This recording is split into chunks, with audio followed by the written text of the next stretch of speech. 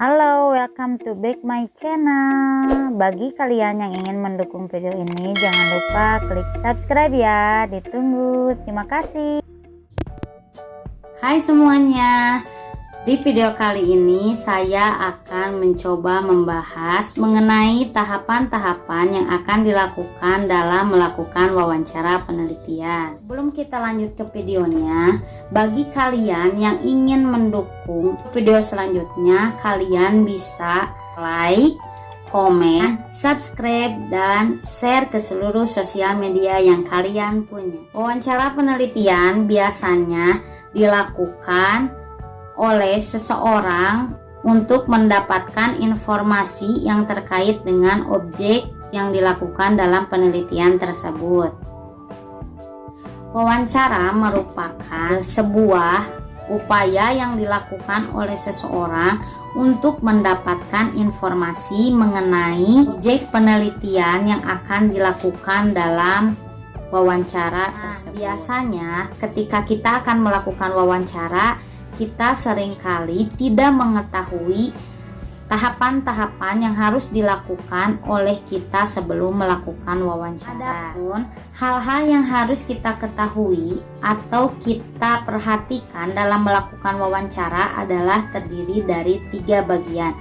Yang pertama, proses sebelum penelitian, pada saat penelitian, dan setelah melakukan penelitian berupa wawancara terhadap objek penelitian. Untuk tahapan sebelum penelitian atau sebelum wawancara, hal yang harus kita lakukan adalah pertama, membuat janji temu dengan narasumber atau pihak yang terkait dengan objek penelitian.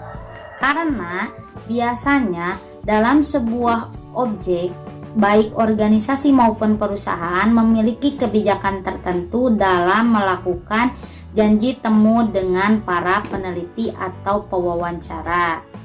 Maka dari itu, sebelum kita akan melakukan wawancara, kita seharusnya melakukan janji temu atau menentukan tanggal berapa yang akan kita jadikan sebagai waktu wawancara dengan narasumber perusahaan.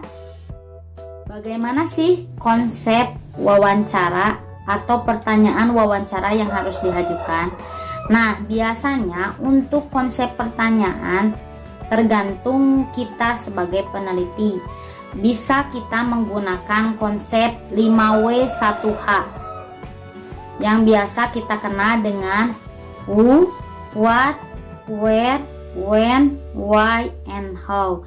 Nah, untuk konsep penelitian biasanya dengan menggunakan dasar pertanyaan yang seperti itu. Namun kita juga dapat mengkreasikan pertanyaan-pertanyaan yang lainnya yang akan kita butuhkan. Kenapa sih kita harus menggunakan atau membuat konsep pertanyaan-pertanyaan yang akan kita ajukan dalam melakukan wawancara? Nah, untuk jawabannya, karena pada saat melakukan wawancara, kita biasanya bertemu dengan orang baru, orang yang belum kita kenal sebelumnya. Maka dari itu, kita harus mempersiapkan segala sesuatunya sehingga kita tidak akan merasa gugup dan kita tidak akan ketinggalan informasi-informasi apa saja yang akan kita butuhkan untuk penelitian. Yang kedua adalah tahapan di mana kita sedang atau pada saat melakukan wawancara. Untuk pertama kali yang harus kita perhatikan adalah sikap kita terhadap narasumber. Mengajukan pertanyaan-pertanyaan secara singkat, padat, dan jelas, dan tidak terburu-buru.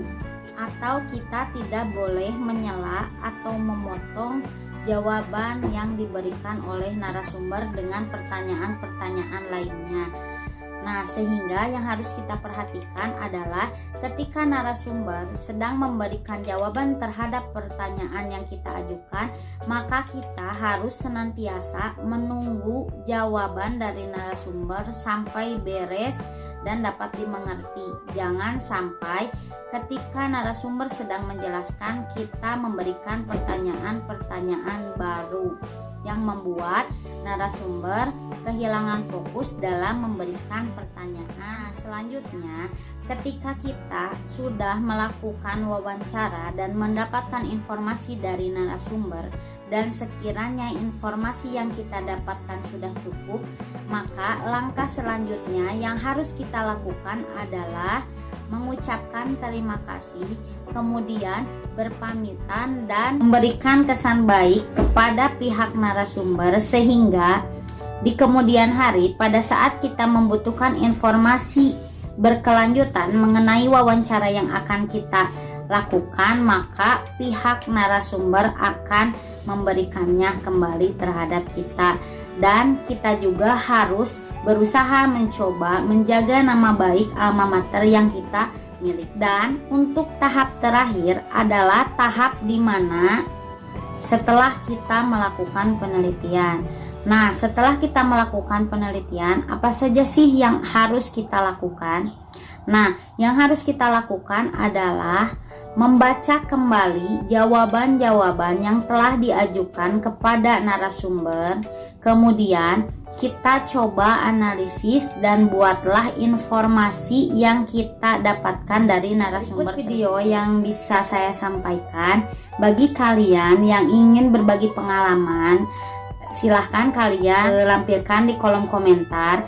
Dan bagi kalian yang ingin saya membuat materi yang kalian suka, silahkan tambahkan juga di kolom komentar.